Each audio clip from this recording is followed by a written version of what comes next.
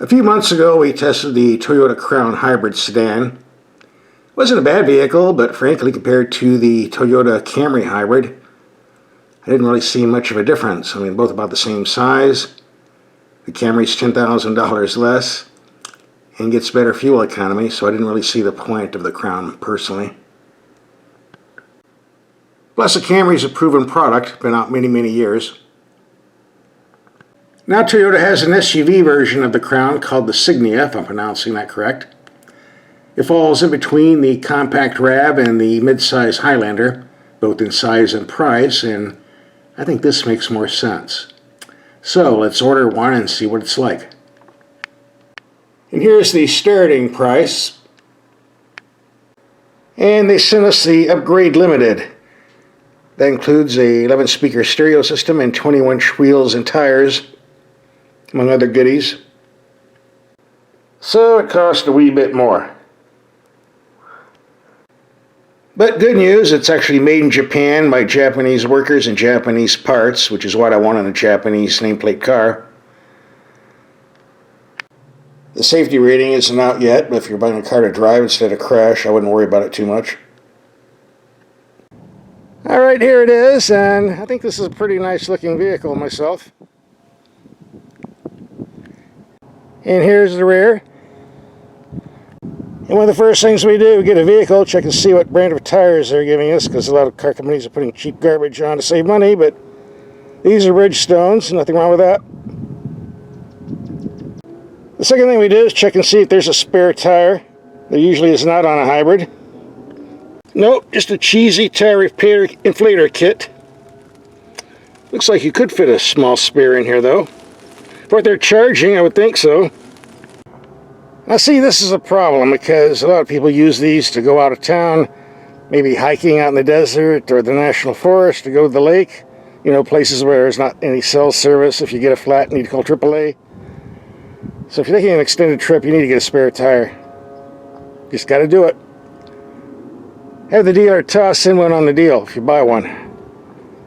Like I say, what they're charging for these Crown wagons, or SUVs, if you want to call them that, I think they should give you a tire. Another thing we did, take the headlights out in the dark so they perform. We already did that video separately. We'll have a link for that at the end of this video. Now some testers have been calling this a station wagon version of the Crown sedan with the elevated ground clearance and all-wheel drive. It's really an SUV. That's what it's made to compete with, and it's an SUV listed on their website. So in this video, we're going to be calling it an SUV. And like I said earlier, it fits in between the compact RAV and the midsize Highlander. Fits just right. I like this size. Under the hood is a 2.5-liter 4-cylinder gasoline engine, hooked to 3 electric motors, putting out 243 horsepower, hooked to a CVT transmission and all-wheel drive. I'll have to admit, I'm kind of impressed. There's not as much clutter under here as I would expect. Here's the claimed fuel economy. We're going to take this out in the real world and see if these numbers are accurate. That's why you're here, right? Let's take a peek inside, and this is a 2-row vehicle, not a 3rd row, not long enough or big enough. The materials and workmanship's a bit better than your typical Toyota. The glove box is way too small, so you might want to take all those owner's manuals out and stick them underneath where the spare tire should be. The info screen is large enough. You got a drive mode button or switch. Yeah, look at all this dust. That's just from this morning. We got custom, sport, eco.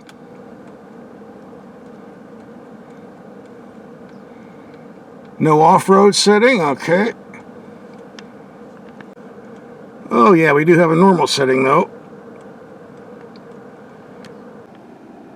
Hard buttons for the climate system were easy to use, thank you very much.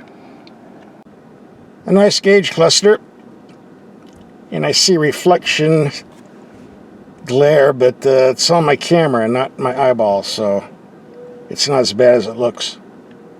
One thing I do not like is the shifter. It is a pain in the ass to use. Wobbles all over the place. You give this to Grandma to go to church on Sunday, she's going to have a problem with this. It's really a crappy system. This vehicle drives very, very nice. The steering's quick enough. Decent feel of feedback. I was expecting the ride quality to go down the toilet with these large 21-inch wheels, but that isn't the case. You hear a bit of thumping from the wheels, but the ride's still pretty smooth. I think this is going to be great for long trips. Acceleration-wise, this is not a drag racer, but it's got more than adequate power.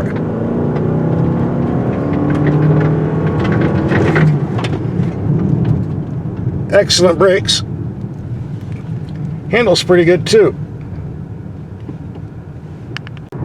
I've been driving this for a couple of days and now I'm very impressed. It's very comfortable to drive, a nice daily commuter. Quiet, comfortable. I like this far, far better than the Crown sedan. This makes more sense. With a ground clearance that's slightly higher than your typical car and all-wheel drive, this can be taken off pavement, but this is for light-duty use only, like we're doing here, driving to a camping spot or to your favorite hiking spot. This is serious off-road material, obviously. It's still basically a car. And that's why it's called a crossover SUV. Which I think this feels better than calling it a station wagon myself. Alright, driving hundreds of miles, city, mixed commuting, freeway. It all averages out to 37.5 thus far. More to come. Alright, test number 2, take a highway drive, see what type of highway fuel economy we get. And here we go, about 65 miles. By the way, one thing I like about this vehicle, you have a choice between adaptive cruise control, also known as laser cruise control, which I despise, I cannot stand. Don't get me started on why. Or you can switch it over to regular cruise control, which is what I prefer in all my vehicles. But here you have a choice. Some vehicles you don't. There you go, 60 miles, 35.2. So what's my take on this Crown SUV? You know, I like it a lot. A lot better than I like the Crown sedan. If you want a sedan, the Camry makes a better choice in my book. This SUV is a nice in between the compact RAV and the mid-size Highlander. Plus it's very comfortable to drive and economical on fuel. And that's what we want, right? Now if you want to see the headlight test and night ride video, here's a link coming up. Click and watch.